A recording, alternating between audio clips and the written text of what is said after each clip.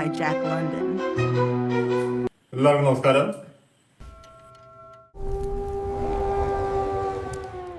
Chapter 2 the she വുഡ്. രാവിലെ 9 മണിയോടെ പകൽ വെളിച്ചം എന്ന് പറഞ്ഞാൽ നമ്മുടെ ഇവിടുത്തെ പകൽ പോലെ വിചാരിക്കരുത്. ഒരു സന്ധ്യാ നേരത്തൊക്കെ കാണുന്ന വെളിച്ചം അത്രേ ഉള്ളൂ. ആ സമയത്ത് അവർ യാത്ര തുടങ്ങി. അവർ ആ തീരടുത്തുനിന്ന് മാറിയതോടെ പുറകെ അവരെ പിന്തുടരുന്ന ചെന്നായ്ക്കളുടെ ശബ്ദങ്ങൾ കൂടുതൽ ഉച്ചത്തിലായി. പുറകെ നടന്ന ഹെൻറി പലതവണ തിരിഞ്ഞു നോക്കി. ആ ചെന്നായ്ക്കൂട്ടം കൂടുതൽ അടുത്ത് വരുന്നതായിട്ട് അവർക്ക് മനസ്സിലായി. ഉച്ചയോടെ തെക്ക് ഭാഗത്തായി ആകാശത്ത് ഒരു ചുവപ്പ് നിറം കാണാൻ തുടങ്ങി. അതാണ് അവിടുത്തെ വിൻ്റർ സീസണിലെ സൂര്യൻ്റെ ഒരു കാഴ്ച. സൂര്യൻ ഉദിച്ചു വരുന്നത് ആ സമയത്ത് കാണാൻ പറ്റില്ല. മാത്രമല്ല ആർട്ടിക് റീജനിലെ സൂര്യോദയം ഒരിക്കലും നമ്മൾ വിചാരിക്കുന്ന പോലെ കിഴക്ക് ഭാഗത്തല്ല. സാധാരണഗതിയിൽ തെക്ക് കിഴക്ക് ഭാഗത്തായിരിക്കും.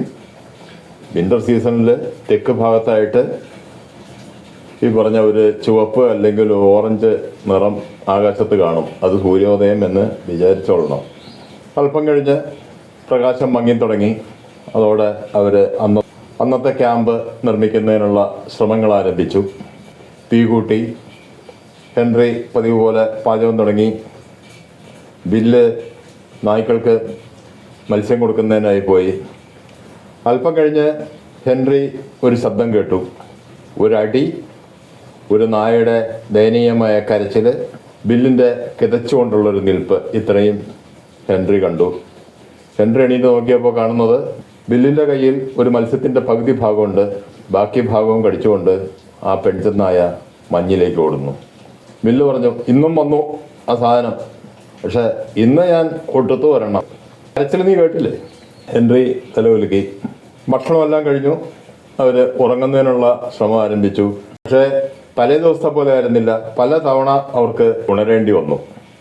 കാരണം ആ ചെന്നായ്ക്കൂട്ടം തലേ ദിവസത്തേക്കാൾ കൂടുതൽ അടുത്തേക്ക് വരുന്നു. അതിനനുസരിച്ച് അവരുടെ നായ്ക്കളുടെ ബഹളം കൂടുന്നു, പേടിച്ചുള്ള കരച്ചിൽ കൂടുന്നു. ആ സമയത്ത് അവർ ഉണരുന്നു. തീ കുറച്ചുകൂടി ആളി കത്തിക്കുന്നു. അതുമാത്രമേ തൽക്കാലം ആ ചെന്നായ്ക്കൾ അകറ്റി നിർത്താൻ ഒരു മാർഗമുള്ളൂ. ആ അവസ്ഥയിൽ ബില്ല് അവിടെ ഇരുന്നുകൊണ്ട് ഇങ്ങനെ പറഞ്ഞു, ഇവർക്ക് എന്തെങ്കിലും ഒരു ഇര കിട്ടിയിരുന്നെങ്കിൽ നമ്മളെ വിട്ട് പോയേനെ അല്ലേ. ഹെൻറി പറഞ്ഞു, ഈ മഞ്ഞത്തിപ്പോൾ അവർക്കൊന്നും കിട്ടില്ല, പക്ഷെ അങ്ങനെ നമ്മളെ പിടിക്കാൻ പറ്റില്ലല്ലോ. ബില്ല് തുടർന്നു, ഞാൻ ആഗ്രഹിക്കുകയാണ് ഇപ്പം നമ്മൾ ഫോർട്ട് മെക്ഗറിയിൽ എത്തിയിരുന്നെങ്കിൽ. ഹെൻറി പറഞ്ഞു, പിന്നെ നീ ആഗ്രഹിക്കുന്ന പോലെ അല്ലേ ഇവിടെ എല്ലാം നടക്കാൻ പോകുന്നത്, കാരണം ഉറങ്ങാൻ നോക്കണേ.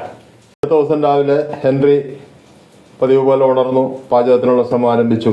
ബില്ല് കാപ്പിയും കുടിച്ചുകൊണ്ട് മക്കൾക്ക് മത്സ്യം കൊടുക്കുന്നതിനായി പോയി. അവിടെ നിന്ന് പെട്ടെന്ന് ബില്ലിൻ്റെ ഒരു ആശ്ചര്യദോതകമായ ശബ്ദം. ഹെൻറി ചോദിച്ചു, പിന്നെ ഉണ്ടാ ഒരെണ്ണം അധികം? ബില്ല് പറഞ്ഞു, ഇല്ല, ഒരെണ്ണോടി പോയി. ഹെൻറി ചാടി എണീറ്റു. ഏത്? ഫ്രോഗോ? അവൻ ഫാറ്റിയെ പോലെ അല്ല, അല്പം ബുദ്ധിയുള്ള ഒരു ജീവിയാണ്. അവൻ പോയോ? ബില്ല് പറഞ്ഞു, പെണ്ണിനെ കാണുമ്പോൾ എല്ലാത്തിൻ്റെയും ബുദ്ധി പോകും. ബ്രേക്ക്ഫാസ്റ്റ് സമയത്ത് രണ്ടാളും പരസ്പരം സംസാരിച്ചില്ല. കാരണം 2 നായ്ക്കൾ നഷ്ടപ്പെട്ടു. പിന്തുടർന്ന് ഒരു ചെന്നായക്കൂട്ടം വന്നുകൊണ്ടിരിക്കുന്നു. ഏത് നിമിഷവും എന്തും സംഭവിക്കാം എന്നുള്ളൊരവസ്ഥ. വീണ്ടും തലേ ദിവസത്തെ ആവർത്തനം. പകൽ വെളിച്ചം ആരംഭിക്കുന്നതോടെ, അതായത് രാവിലെ 9 മണിയോടെ യാത്ര ആരംഭിക്കുന്നു. വെളിച്ചം കുറയുന്നതോടെ ക്യാമ്പ് ഉണ്ടാക്കി തുടങ്ങുന്നു. അന്ന് പാചകം ചെയ്തുകൊണ്ടിരുന്ന ഹെൻറിയെ ബില്ല് വിളിച്ചു, ഇവിടെ വാ, എൻ്റെ വർക്കൊന്ന് നോക്ക്. ഹെൻറി എണീറ്റ് ബില്ലിൻ്റെ അടുത്ത് ചെന്നപ്പോൾ കാണുന്നത് ഓരോ നായ്ക്കളെയും പ്രത്യേകമായി കെട്ടിയിട്ടിരിക്കുന്നു. പക്ഷെ അങ്ങനെ കെട്ടിയിട്ടാലും ചിലപ്പോൾ പെണ്ണിനെ കാണുമ്പോൾ അവർ കാടിപ്പോയേക്കാം. കാരണം ഇവരുടെ എല്ലാം കഴുത്തിൽ ബന്ധിപ്പിച്ചിരിക്കുന്നത് ലെതറിൻ്റെ ചരടാണ്. അത് കടിച്ചു മുറിക്കാൻ വളരെ എളുപ്പമാണ്. അത് ഒഴിവാക്കുന്നതിനായിട്ട് ബില്ലൊരു മാർഗം ചെയ്തിട്ടുണ്ട്. ഓരോ ലെതർ ചരടിനും ഒപ്പം ഒരു മരത്തിൻ്റെ തടി. അതുകൊണ്ട് തന്നെ ഇവയ്ക്ക് ഒരിക്കലും ആ ലെതർ ചരടിലേക്ക് പല്ലെത്തില്ല, കടിച്ചു മുറിക്കാൻ കഴിയില്ല.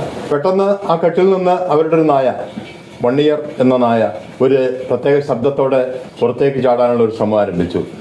ബില്ല് നോക്കി. ആ തീയുടെ അപ്പുറത്തായിട്ട് ആ പെൺചെന്നായ. ബില്ല് പറഞ്ഞു, ഇന്ന് നീ അവിടെ അടങ്ങി കിടക്കേ ഉള്ളൂ, ഒറ്റ ഒരുത്തനും അവളുടെ പുറകെ പോവില്ല. തിരിച്ച് ഹെൻറിയോട് പറഞ്ഞു, ഇന്ന് ഇവിടെ നിന്ന് എന്തെങ്കിലും പോയാൽ നാളെ എനിക്ക് കാപ്പി വേണ്ട ബ്രേക്ക്ഫാസ്റ്റിൻ്റെ ഒപ്പം. അവർ രാത്രി ഭക്ഷണമെല്ലാം കഴിച്ചു.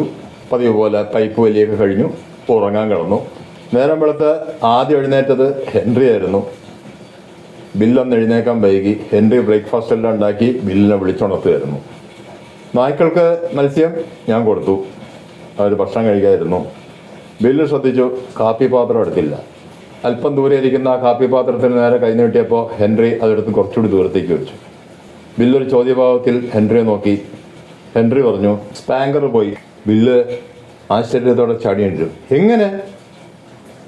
അവനൊരിക്കലും അവൻ്റെ ആ ലെതർ കടിച്ചു മുറിക്കാൻ പറ്റില്ല. അവൻ കടിച്ചു മുറിച്ചില്ല. പക്ഷേ ആവേശത്തോടെ ആദ്യം ചാടിയിരുന്നവൻ അവൻ്റെ അടുത്തുണ്ടല്ലോ 1 ഇയർ. അവനെ കൊണ്ട് പറ്റാത്ത അടുത്തവൻ ചെയ്തോട്ടെ എന്ന് വിചാരിച്ചു കാണും. ഇവൻ കടിച്ചു മുറിച്ചു കൊടുത്ത് കാണും. അവൻ പോയി കാണും. 3 ദിവസം കൊണ്ട് 3 നായ്ക്കൾ നഷ്ടപ്പെട്ടു.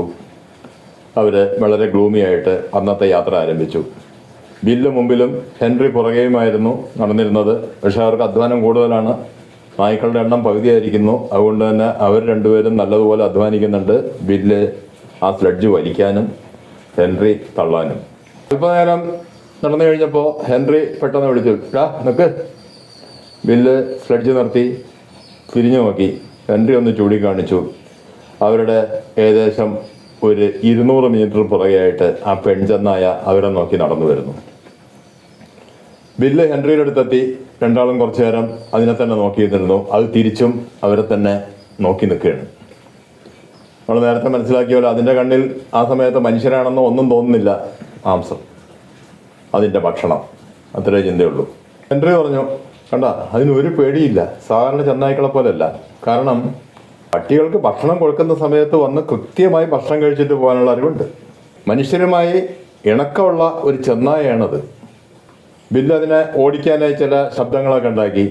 അത് നിന്നവിടെ നനങ്ങിയില്ല. ബില്ല് പറഞ്ഞു, കണ്ട, ശബ്ദമൊന്നും കേട്ടാൽ അത് പേടിക്കുന്നില്ല. ഒരു സാധാരണ ചെന്നായാണെങ്കിൽ ഈ സമയത്ത് ഓടിയാനെ. പക്ഷെ ആ പറയുന്നതിനിടയിൽ ഏകദേശം ഒരു 10 മീറ്ററോളം മുന്നോട്ട് നടന്നു, അവരെ നോക്കിക്കൊണ്ട് തന്നെ. പെട്ടെന്ന് ബില്ല് പറഞ്ഞു, ഇതിനെ ഞാൻ ഇന്ന് തീർക്കും. എന്തായാലും ഇത് കാരണം നമ്മുടെ 3 നായ്ക്കൾ നഷ്ടപ്പെട്ടു. ബില്ല് പെട്ടെന്ന് സ്ലെഡ്ജിൽ നിന്ന് ആ റൈഫിൾ വലിച്ചെടുത്തു. പക്ഷെ അടുത്ത നിമിഷം ആ നായ കുറ്റിക്കാടുകൾക്കിടയിലേക്ക് ചാടി മറഞ്ഞു. ഹെൻറിയും ബില്ലും പരസ്പരം നോക്കി അന്തം വിട്ട് നിൽക്കുകയാണ്. ഹെൻറി പറഞ്ഞു, അതിനപ്പോൾ ഫയർ ആംസ് കണ്ടാൽ തിരിച്ചറിയാം. അത് മനുഷ്യരുമായിട്ട് വളരെയധികം ഇടപഴകിയിട്ടുള്ള ഒരു നായയാണ്. ബില്ല് പറഞ്ഞു, അത് നായയാണോ ചെന്നായയാണോ എന്നാണ് ഞാൻ സംശയിക്കുന്നത്. അതിൻ്റെ ആ ശരീര വലിപ്പം കണ്ടിട്ട് അത് ചെന്നായേക്കാൾ നായയാവാനാണ് ചാൻസ് കൂടുതൽ. ഏകദേശം 2 അടി പൊക്കവും 5 അടിയോളം നീളമുള്ള അത് ശരിക്കും ഒരു ചെന്നായേക്കാൾ വലിപ്പം കൂടുതലുണ്ട്. അന്നവരെ കുറച്ച് ദൂരമേ മുന്നോട്ട് പോയുള്ളൂ. യാത്ര അവസാനിപ്പിച്ചു. കാരണം എല്ലാവരും തളർന്നു. നായ്ക്കളും മനുഷ്യരും എല്ലാം തളർന്നു. അംഗസംഖ്യ കുറവാണല്ലോ. ക്യാമ്പ് സെറ്റ് ചെയ്യുന്നതിനിടയിൽ ബില്ല് നായ്ക്കളെല്ലാം പഴയ പോലെ തടിയെല്ലാം വെച്ച് ബന്ധിപ്പിച്ചു. പക്ഷെ ഓരോന്നും പരസ്പരം എത്താത്ത അകലത്തിലാണ് കെട്ടിയത്. ഭക്ഷണമെല്ലാം കഴിഞ്ഞു. പൈപ്പ് വലിച്ചു. അവർ ഉറങ്ങാൻ കിടന്നു. ഉറങ്ങാൻ കിടക്കുമ്പോൾ ബില്ല് ആകെ അസ്വസ്ഥനായിരുന്നു. അയാൾ ഹെൻറിയോട് പറഞ്ഞു, എടാ, ഒന്നുകിൽ ഇതെല്ലാം നമ്മളെ വിട്ട് വല്ല വേറെ ഏരെയും തേടി പോകണം, അതല്ലെങ്കിൽ എത്രയും പെട്ടെന്ന് നമ്മൾ ഫോർട്ട് മക്ഗറിയിലെത്തണം. ഹെൻറി പറഞ്ഞു, നീ പേടിക്കാതെടാ. പക്ഷെ അങ്ങനെ പറയുമ്പോഴും ഹെൻറിയുടെ മനസ്സിൽ മറ്റൊരു ചിന്തയായിരുന്നു. സാധാരണഗതിയിൽ ബില്ലിൻ്റെ സ്വഭാവം ഇങ്ങനെയല്ല. വളരെ ധീരനായ, എന്തും കരുത്തോടെ നേരിടുന്ന ബില്ല് മാനസികമായി ആകെ തളർന്നിരിക്കുന്നു.